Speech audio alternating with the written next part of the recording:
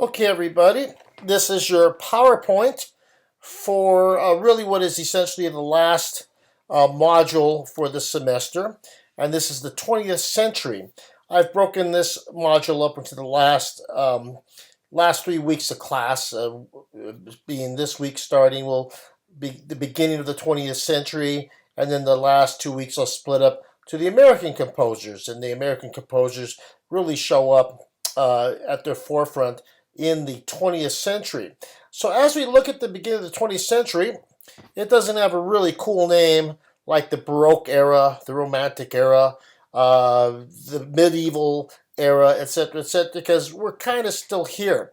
And those names aren't given to eras until, years and years and years after the era has passed, when historians look back and they try and think, what is it that made this century so unique? So as of now, no cool name. We are just called the 20th century, and even though we're living in the 21st century, 20th century music usually refers to 1900 to the present day.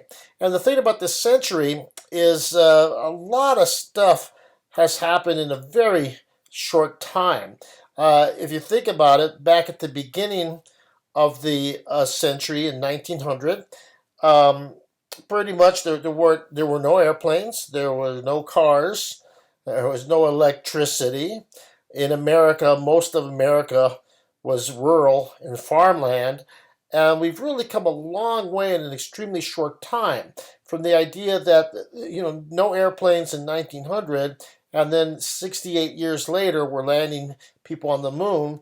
A lot of changes happened in a very short amount of time, and that also happened in art and in music.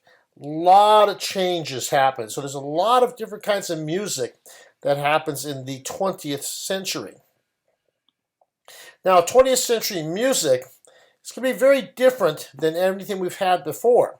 The primary word I would use is experimentation. Composers don't want to do the same things over and over and over that have been used by everybody. So all these composers are trying to think of what is new, what has not been done before. So they experiment with different things. Composers begin using new scales. For 100 years, for hundreds of years, it's been major scales, minor scales. Composers start introducing new kinds of scales. Harmonies in 20th century music. You're going to be listening to some stuff that sounds quite kind of bizarre. And again, they're experimenting with the idea of these new harmonies. Polychords, the idea of combining a whole lot of different chords on top of each other at the same time. Polytonality, the idea that a composer can, maybe put a piece of music not in the key of C major and not in the key of F major, but maybe C major and F major at the same time. New meters are introduced. Polyrhythms, the idea of many different kinds of rhythms occurring at the same time. Later in the 20th century, new instruments are added to music making, including electronic instruments. Composers find ways to make traditional instruments make sounds in new ways. And form, well, pretty much, from Bach's time on through Mozart and Beethoven, you had your basic forms, ternary, A, B, A.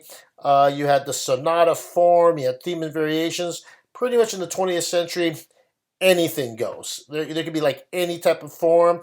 Some could take you anywhere you want. So composers kind of go their own way.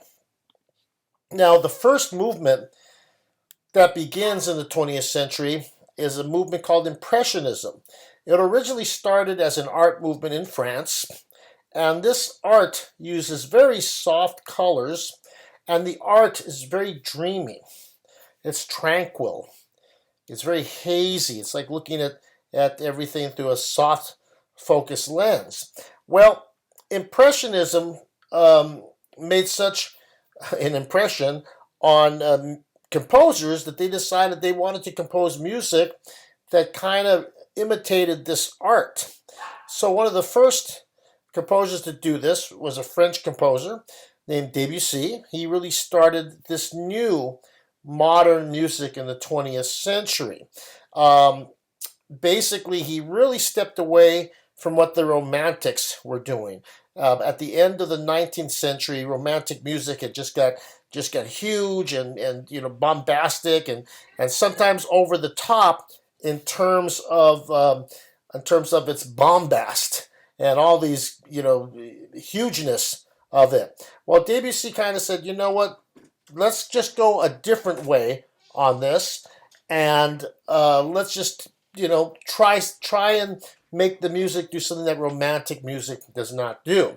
Now, with Impressionism, you're going to hear this music, and it sounds very beautiful, and it sounds romantic in the sense that it is beautiful. But the thing is, it never takes you on these roller coaster rides that Romantic music does, and it never gets into these huge explosions and climaxes that Romantic music does. So with the Impressionism, the music is attempting to paint these soft colors and these hazy, dreamy, tranquil sounds throughout the pieces. So one of your listening activities will be Prelude to the Afternoon of a Faun. I have put on Clair de Lune on your video assignments. And La Mer is another great impressionistic work, La Mer being the sea.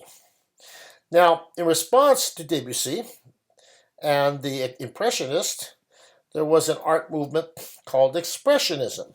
Now, Impressionism started in France. This art movement started in Germany shortly after Impressionism. So it's kind of, I'd say it really started taking off in about 1920, going on from there.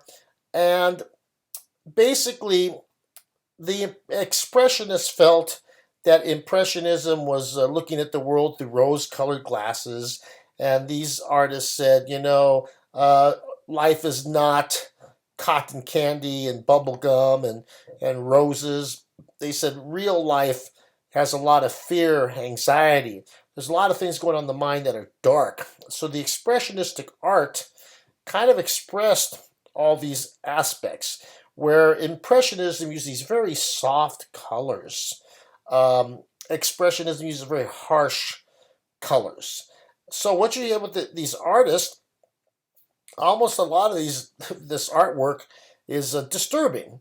So composers decided, let's write music that does this. So one of the composers to do this is a composer named Schoenberg, and he's an expressionist composer, and you will be listening to his great piece, Pierrot Lunaire. And the important thing about this piece is it's this 12-tone system that Schoenberg developed, and it's in your reading, but it basically ensures atonality. The idea that for hundreds of years, music was tonal. It kind of made sense. Well, atonality is basically a system where the music doesn't make sense. It's very hard to follow what's going on and to relate to it tonally. So again, why does Schoenberg do this? He does this because he's trying to do something nobody has ever thought of or done before. So you have a couple of videos to watch on Pierrot Lunaire. You will also be this week listening to the music of Igor Stravinsky, a Russian composer, and his big work is The Rite of Spring. That's one of your listening activities, The Rite of Spring, and it's really the greatest modern orchestral work ever written. Stravinsky did everything new and innovative in this piece, and there's nothing about it that sounds like it's Mozart or Beethoven. So anyway, that is your week's work. I hope you enjoy it, and we'll see you on the other side.